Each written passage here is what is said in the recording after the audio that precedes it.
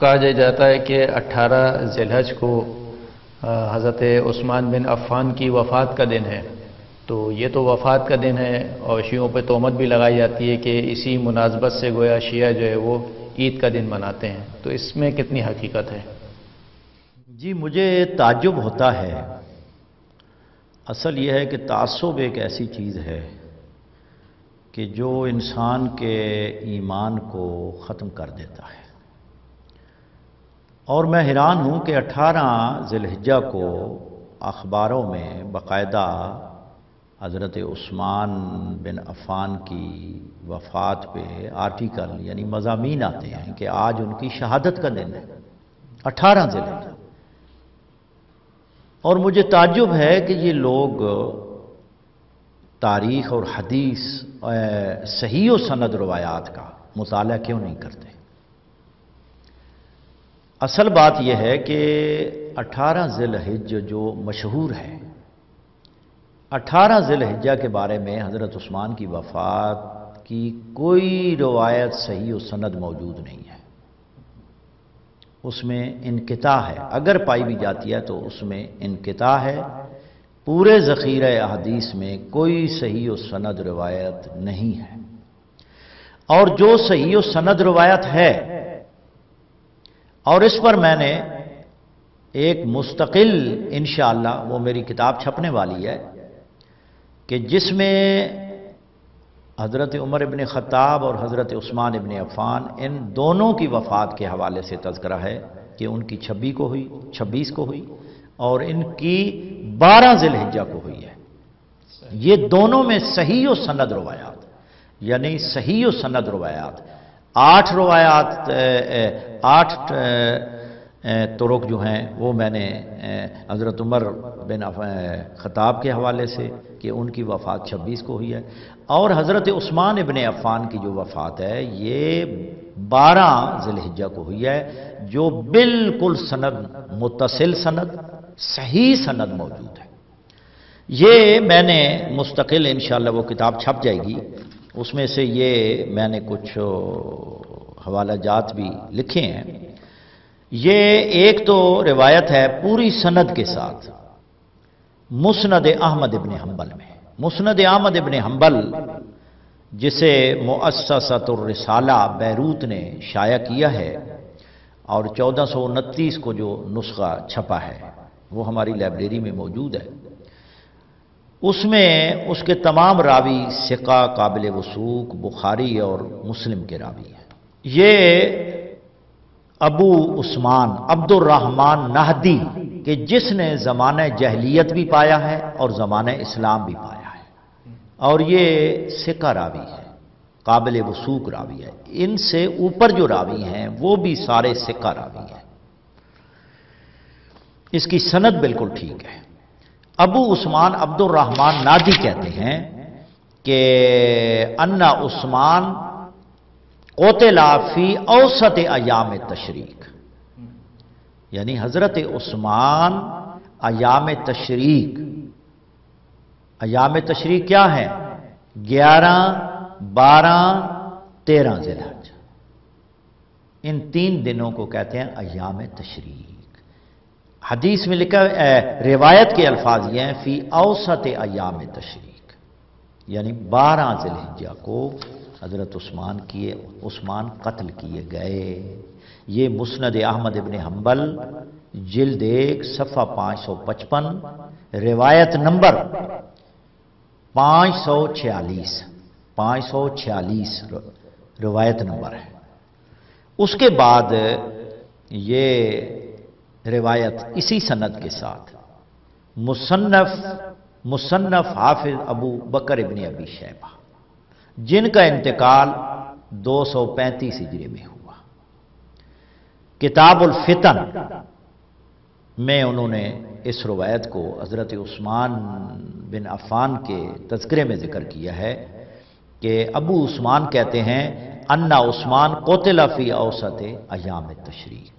لہذا یہ روایت ایک ہی متن ان کا ایک ہی ہے، تو لہذا یہ تکرار کی بنا پہ سب کتابوں سے سب کتابوں کے سے روایات پیش نہیں کی جا سکتی، کیونکہ متن سب کا ایک ہے، سند بھی ایک ہی ہے۔ یہی روایت معرفت الصحابہ ابو نعیم اصفہانی کی جلد نمبر 1 صفحہ نمبر 65 اور روایت نمبر 245 میں موجود ہے۔ اس کے بعد المعجم الکبیر طبرانی جلد 1 ہے، صفحہ 77 ہے اور روایت نمبر 100 ہے۔ جو میری لائبریری میں نسخہ ہے وہ موصل کا چھپا ہوا ہے، عراق کا۔ اور اسی طرح مجمع الزوائد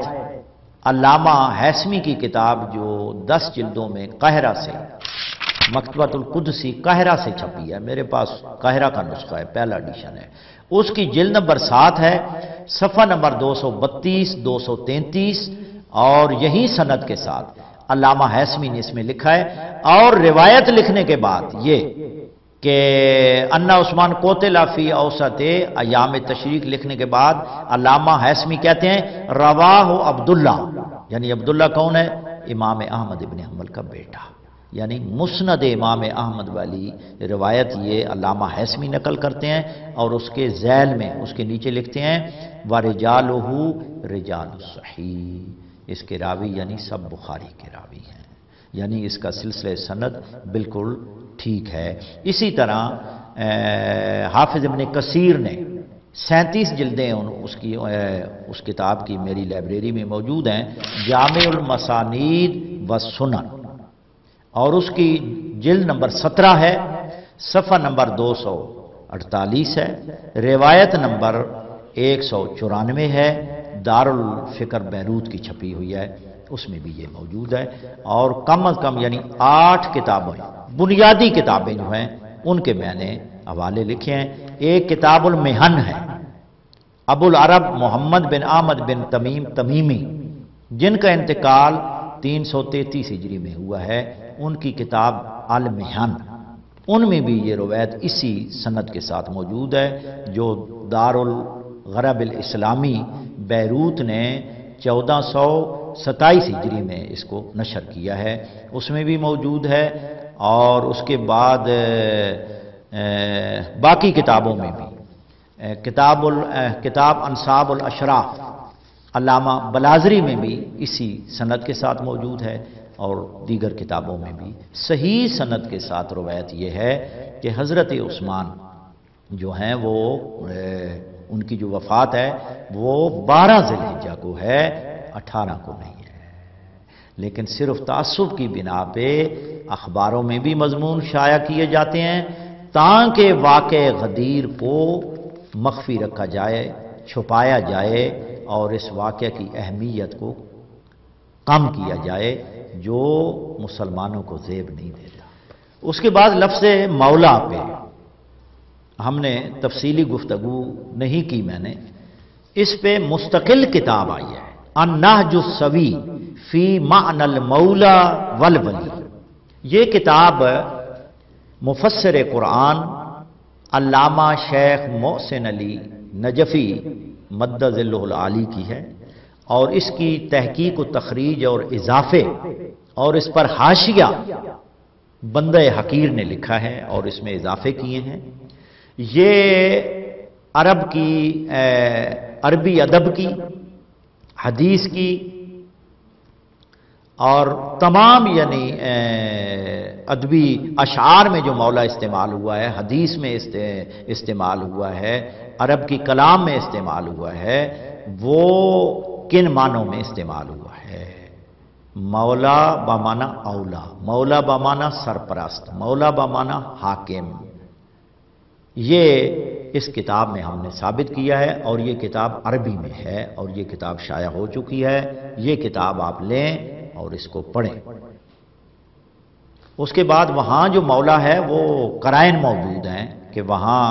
قرینہ پایا جاتا ہے، قرائن پائے جاتے ہیں، بہت سارے قرائن پائے جاتے ہیں کہ جو حدیث غدیر میں لفظ مولا آیا ہے وہ یقیناً بلا شک و شبہ